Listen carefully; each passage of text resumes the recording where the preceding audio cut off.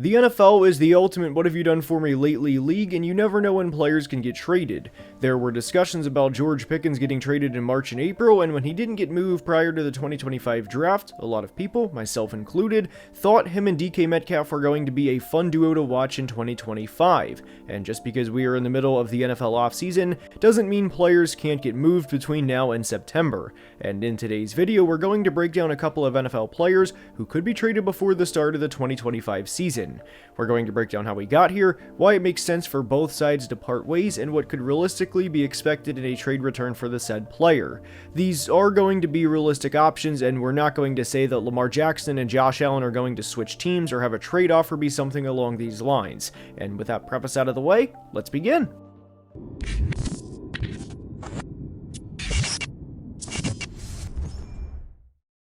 And we are starting today's video with Falcons quarterback Kirk Cousins. Trading Kirk Cousins makes a lot of sense for Atlanta, and after he was benched last year, it seemed like a matter of when, not if, and the holdup within this was the contract. Kirk Cousins signed a 4-year, $180 million deal with Atlanta during the 2024 offseason, and obviously that's an enormous amount of money, but what mattered within the contract was, of course, the guarantees. And for reference, if Kirk were still the starting quarterback, and if he were to play this out, he would be scheduled to make $57.5 million in both 2026 and 2027, and obviously that was never the plan for Atlanta, especially when they selected Washington quarterback Michael Penix, number 8 overall. But the reality of the situation was the Falcons had to wait until after June 1st to be able to trade Kirk Cousins because of, again, money. If they traded him prior to June 1st, the team would have saved just $2.5 million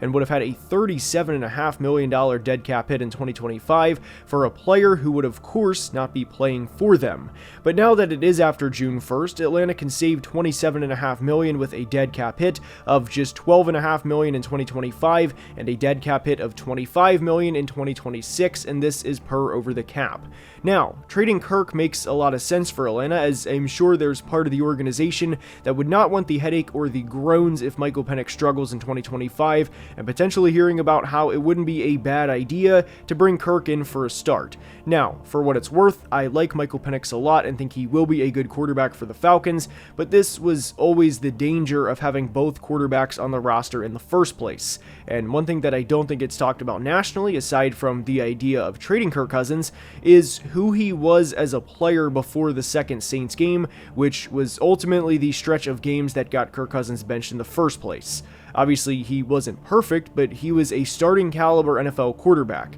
And I know the Bucs game stand out in a big way because he broke the franchise record for passing yards on Matt Ryan's night in a thrilling 36-30 overtime win over the Bucs, and then had another 4-touchdown game against Tampa a couple of weeks later, but he wasn't bad before the final stretch of games. And the reason we bring the Bucs games up is because they heavily skew the numbers he was on pace for, but based on the first 9 games of the 2024 season,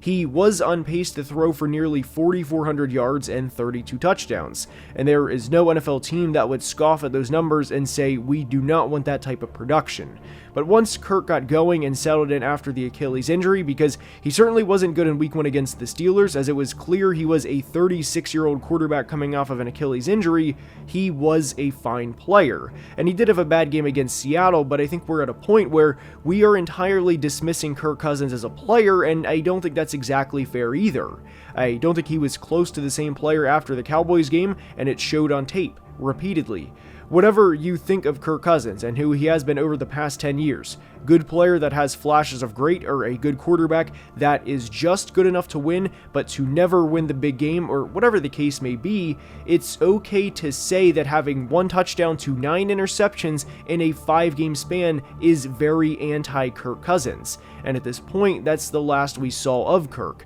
I think we're at a point where somebody, most notably the Steelers, could trade a late-round pick or even utilize a late-round pick swap and get him for a steal. Pittsburgh, of course, makes the most sense because of the Aaron Rodgers dilemma, but at this point in their careers, I don't think there's a huge difference between each player. And if you are the Pittsburgh Steelers, I think both guys get you the same end result. But Kirk Cousins being traded before the start of the 2025 season makes a lot of sense for both sides. Next up is Jags running back Travis Etienne, and I think this makes a lot of sense for several reasons. Unfortunately, NFL at times can stand for not for long, and I think this directly applies to Travis Etienne for a couple of reasons. He missed his entire rookie season back in 2021 as he suffered a Liz Frank injury, and he rebounded in a big way in 2022 as the Jags went 9-8, Travis Etienne ran for over 1,100 yards, and they won a playoff game. And in 2023, he had over 1,000 yards, but his yards per carry went from 5.1 in 2022 to all the way down to 3.8 in 2023, and I do want to acknowledge that Travis Etienne's production has declined steadily over the past few years, but so has his offensive line's play in front of him, so I don't want this to be that it's just Travis specifically going down, when I think there's truth to both, that his offensive line hasn't been as good, and that he himself has also declined in production too over the past couple of years. And there are a couple of advanced stats I want to show as to why I think Travis Etienne could be traded before the start of the 2025 season, and they are yards after contact over the past couple of years and missed tackles forced over the last couple of years. In 2022, which was Travis's second year in the NFL because, as we discussed, he missed his entire rookie season due to a Liz Frank injury, he averaged 3.1 yards after contact, which is very good. That fell to 2.87 yards after contact in 2023, and that fell all the way down to 2.48 yards after contact in 2024. Now, his missed tackles forced here can be a little misleading, as he actually had more missed tackles forced in 2023 than he did in 2022, as he had 64 missed tackles forced in 23 compared to 57 in 2022, but he had 57 missed tackles on 220 carries in 2022, which is an average of around 25.9%, or one missed tackle forced on 25.9% of carries, where in 2023 he had 64 missed tackles forced on 267 yards per carry, and that's around a 23.9% missed tackle forced rate, and that number fell significantly in 2024 as he had just 17 missed tackles forced on 150 rushing attempts, which is all the way down to 11.9%.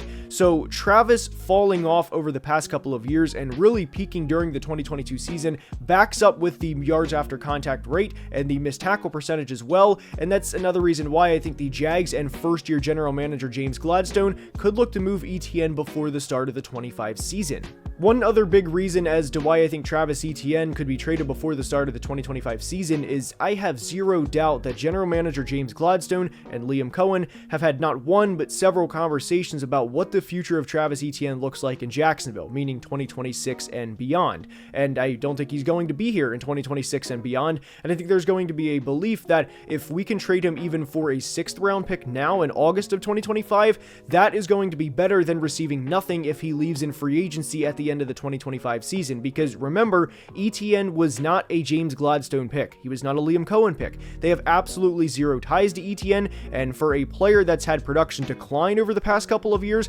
that also plays a position that does not age well, and in fact, I would argue running back age is probably the worst out of any position in the NFL, maybe corner being the other exception. They would probably rather move on sooner rather than later, and they also drafted Bajal Tutin in the 4th round of the 2025 draft, and technically they drafted LaQuint Allen from Syracuse in the 7th, although I legitimately think Bajal Tutin can prove to be a draft steal. I do at least want to acknowledge that they drafted LaQuint Allen too as another camp body to potentially receive more reps in training camp. As unfortunate as this next part may sound, I think Travis Etienne getting traded would have to come at the expense of another running back across the league getting hurt in either training camp or a preseason game, and as we hope that of course does not happen, but the reality is Travis Etienne getting traded away from a first-year GM and first-year head coach that probably do not have him in their long-term plans in 2026 and beyond, I personally think would be beneficial for all parties involved.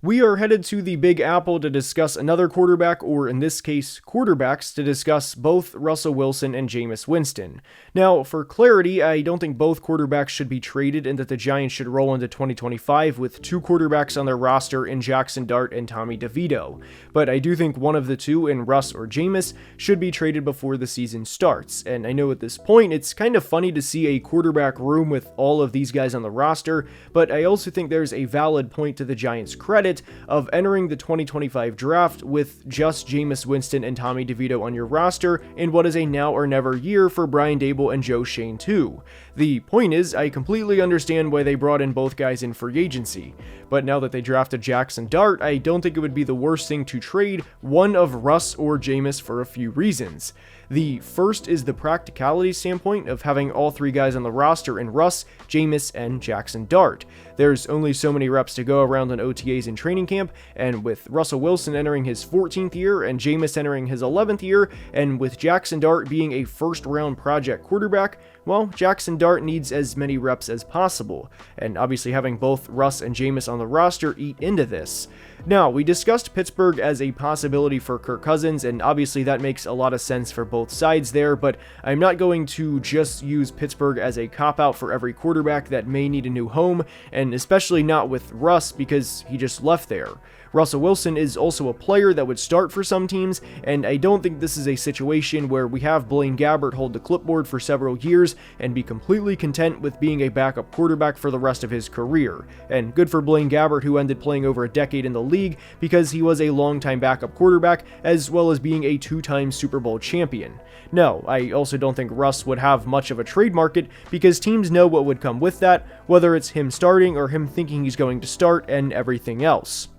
So that leaves us with the idea of trading Jameis Winston so that Jackson Dart can be the definitive number 2 quarterback entering 2025, with the intent and idea of Dart starting for the Giants towards the end of the 2025 season. Now, I'll be honest, trying to find a spot for Jameis Winston to go for this exercise was pretty difficult. I would personally love for Jameis to go to Denver and to back up Bo Nix, as Jameis has played for Sean Payton before, as he played for him back in 2020 and 2021 with New Orleans, and I also think Jameis is a much better player than Jarrett Stidham, who is the Broncos' current backup. And the reason I bring up the Broncos is because they traded for Zach Wilson last year and did it for a late round pick swap, and because of how many quarterbacks there are in the current quarterback room for the Giants, I don't think this would cost much at all. But the Broncos just gave Stidham a 2-year contract extension with $7 million guaranteed, so that probably removes them from the conversation. I also like the idea of the Chargers trading for Jameis, as Justin Herbert's backup is Taylor Heineke, and like with the Broncos situation,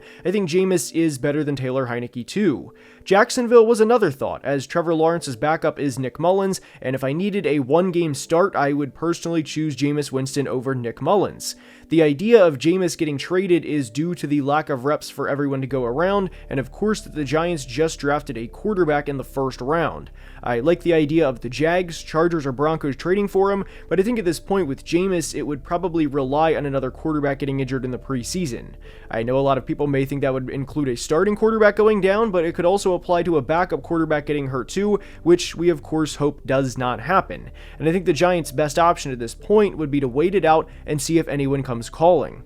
Next up is Dolphins corner Jaylen Ramsey, and I have to be honest, this whole situation from the start has been pretty abnormal, as Jaylen Ramsey was just given a 3-year $72 million contract, which made him at the time the highest paid corner in the NFL last September, and this was also for a player that turned 30 during the 2024 season, and like we mentioned during the Travis Etienne part, if there's any other position that competes with running backs in terms of how fast players fall off, it's corner. Now, I fully respect Jaylen Ramsey's body of work, as he's a 7-time Pro Bowler and a 3-time first-team All-Pro, and I do think he will be a Pro Football Hall of Fame member. It's just a matter of time after he retires, but I also think it's fair to say that he's going to fall off at some point in the next 2 or 3 years, really at the most. This situation got pretty ugly, as Jaylen Ramsey was counting down the days until he was able to get traded, which was after June 1st, and that's not a good look for, in my opinion, either Jaylen or the Dolphins organization, but ultimately that's where we are at the time of this video release. And what's unfortunate about this is Jaylen Ramsey was just paid 9 months ago to be the highest paid player at his position, and anytime you have a player posting the cryptic messages, especially about 5 days until June 1st so I can be traded, that's not good, and I'd rather ship a locker room cancer out than keep him around, as imagine a play this year where it's 1st and 10, Zach Sealer or Chop Robinson are getting after the quarterback, they're giving 110% to try and get a sack and to help their team win, they miss the sack by a foot as the quarterback makes a good play, they give up a 35-yard completion because while they're giving 110%, Jaylen Ramsey's giving 70% to try and preserve his body as he prepares to be traded to a contender. That's not fair to every other player in that locker room, and unfortunately for Miami, at this point it's better off to just trade Jaylen Ramsey, and if Dolphins fans would not want to wish him well because of this situation, I can't say I would blame them because this situation was more or less brought on by Jaylen Ramsey himself. I would completely understand where they're coming from, but at this point it's better off to part ways and to send him him to a contender, mainly because those are the only types of teams that I think would legitimately trade for him at this point. I don't think it would make sense for a team like the Jets, who are rebuilding, to try and trade for Jaylen Ramsey, especially with the type of culture that Aaron Glenn is trying to create. He's trying to create a first one in, last one out, really hard-nosed, gritty culture that Jaylen Ramsey doesn't fit. And of course, there would also be the division aspect, but you get the point of what I'm going for here. Carolina would be another team where I know they need corner help, but I don't think a 30-year-old Jaylen Ramsey at this point would make a lot of sense for a team like Carolina, who is not one single corner away from going from picking number 8 overall to picking number 31 or 32 overall at this point in time. Raiders tight end Michael Mayer makes a lot of sense for him to be traded too, because as we know, they just selected Brock Bowers in the first round of the 2024 draft, and Brock Bowers had quite the rookie year, some would say. Bowers had over 110 receptions and had nearly 1,200 yards in his rookie season and looked to revolutionize the position for the next several years. Obviously, whenever a first-round pick comes in and produces at the level that Brock Bowers did, that's inevitably going to limit how many times Michael Mayer can get the football himself in 2025 and beyond. Then you also factor in the Raiders had a second 1,000-yard receiver last year in Jacoby Myers, and just selected Ashton Genty with the 6th overall pick, and you can see pretty quickly that there's only one football to go around in Las Vegas, and I don't know how many times Michael Mayer would legitimately get the opportunity to get the football in his hands. I think it makes a lot of sense for the Raiders to part ways, given that they have a player that looks like the absolute future of the position of Brock Bowers, and to get what they can for Michael Mayer while they still can, rather than him leaving in free agency in 2 years. I still think Michael Mayer has talent. I don't think he's a bad player, and I think there's a legitimate path with Mayer where he has a 45 or 50 reception season in the right offense. Unfortunately, Mayer has dealt with some personal things off the field, and I'm rooting for him both on and off the field, and I think he can be a good player in the right situation, and I'm wishing him nothing but the best moving forward. That's all I have for today. I hope you enjoyed. Please comment any trades below you'd like to see before the start of the 2025 season, and until next time, please be safe and have a great day. Love you guys.